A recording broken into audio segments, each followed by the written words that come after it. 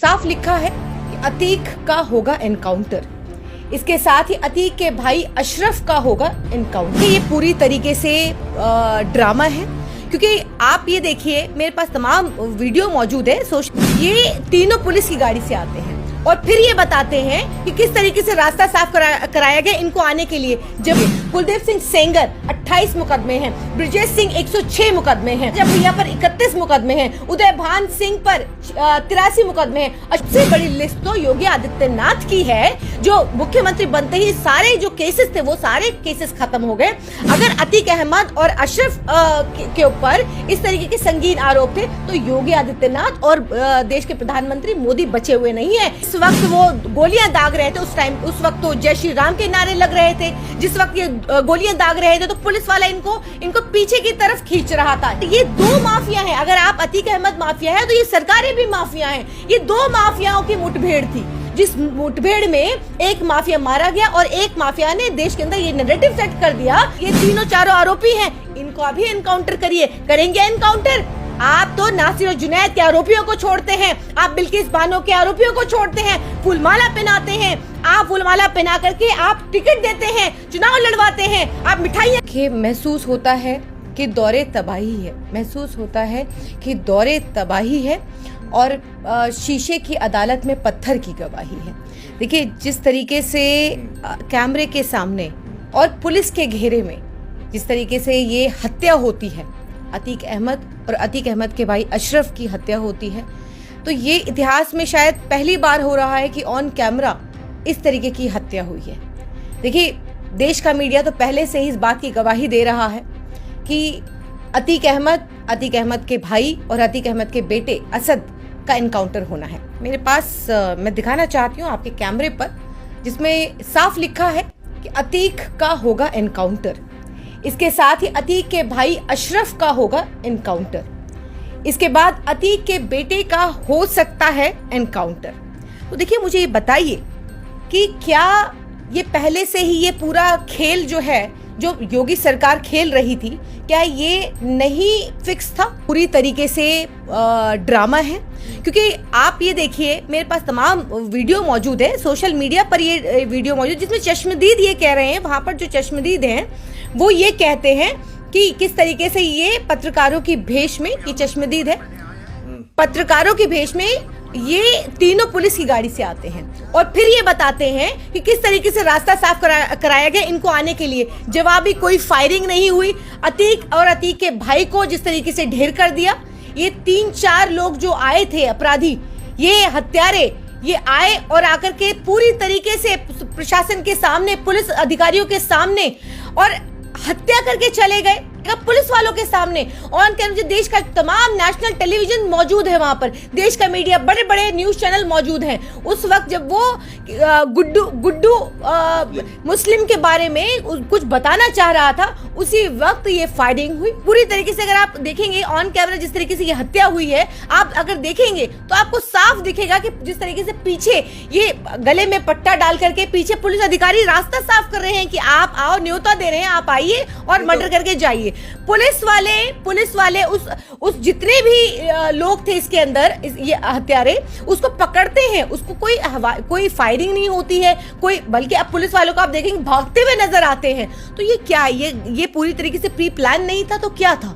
सरकार का कहना है कि किसी पत्रकार के भेष में वो लोग आए थे, रिपोर्टर बनकर के आए थे, उनके पास माइक भी था, कैमरा भी था और गले में कार्ड भी था, इसलिए किसी को ऐसा लगा, शक नहीं हुआ। देखिए, जब किसी अपराधी को ले जाया जाता है और खास करके जब इतने बड़े गैंगस्टर और माफिया को आप लेकर जा रहे हैं, तो वो तो पूरा बाकायदा पुलिस का घेरा होता है और पुलिस के घेरे में आप कोई कैसे पत्रकार अंदर घेरे में घुस गया, जो कि घेरा ही नजर नहीं आ रहा है। आप अगर देखेंगे ऑन कैमरा कि जो ये जो हत्या हुई है, आप देखेंगे तो कोई घेरा नहीं है, बल्कि पीछे से लोग इंतजार कर रहे हैं कि वो अभी तक आए नहीं, कब आएंगे। तो आप देखिए, साफ ये जाहिर है कि किस तरीके से इस हत्या को अंजाम दिया गया है। दूसरी बात यह है कि देखिए जिस तरीके से ये हत्या हुई है, इस हत्या की आप जितनी मर्जी जांच कर ले, क्योंकि देखिए ये जांच के हाई लेवल जांच के कोई आदेश दे दिए गए कोई हैं। जांच, कोई इंक्वायरी इस बात को देखिए जिससे ज्यादा तबका आज देश, वो तबका जो खास करके बीजेपी खेमे में जिस तरीके से खुशियों की लहर दौड़ रही है और जिस तरीके से देश का जो मीडिया है वो इस तरीके से दिखा रहा है कि आज माफिया गैंगस्टर का अंत हो गया।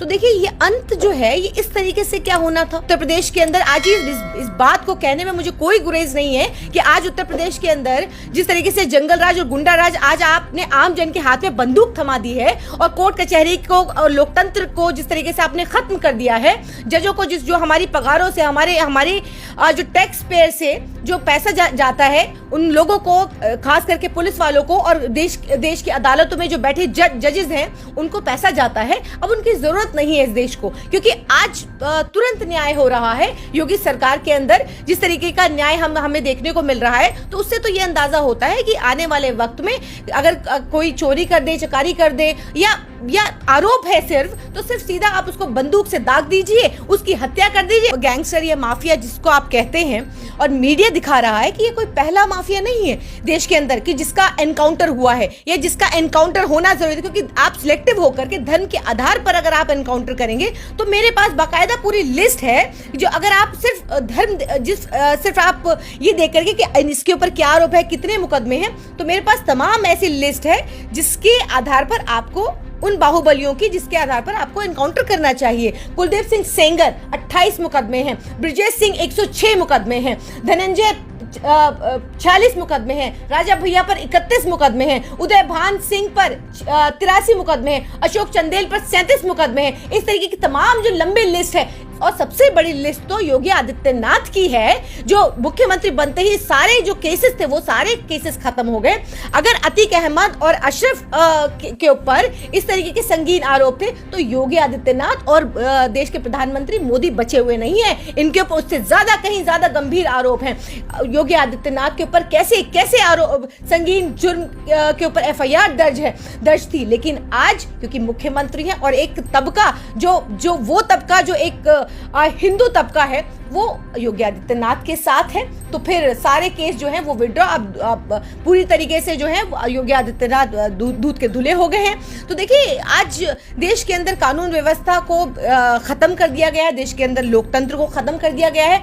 अब सरकारें ये बताना चाहती हैं कि देखिए अब आपको कोर्ट कचहरी की जरूरत नहीं है, देश के अंदर अदालतों की जरूरत नहीं है, आपको पुलिस के पास जाने की कोई जरूरत नहीं है। आप सीधा जाइए और आप सीधा जाकर के 2 बंदूक दागिए और हो गया न्याय। आदित्यनाथ जो अभी पे कार्रवाई करेंगे ना, वो तो कह रहे हैं कि इस माफिया को देखिए अगर मैं तो कहती हूँ, क्या योगी आदित्यनाथ, पूछना चाहती हूँ कि क्या इनके ऊपर इनका इनकाउंटर होगा। देखिए आप इनकाउंटर की बात करते हैं, जिस वक्त वो गोलियां दाग रहे थे उस वक्त तो जय श्री राम के नारे लग रहे थे, जिस वक्त ये गोलियां दाग रहे थे तो पुलिस वाला इनको पीछे की तरफ खींच रहा था, बजाय गोलीबारी के, बजाय इनको ढेर करने के, क्योंकि ये भी आतंकवादी। आज देख लीजिए, आज देश का मीडिया एक तरफ और ये 2 माफिया है। अगर आप अतीक अहमद माफिया है तो ये सरकारें भी माफिया हैं। ये 2 माफियाओं की मुठभेड़ थी, जिस मुठभेड़ में एक माफिया मारा गया और एक माफिया ने देश के अंदर ये नैरेटिव सेट कर दिया कि अब बंदूक की नोक पर हम काम करेंगे, बंदूक की नोक पर न्याय होगा।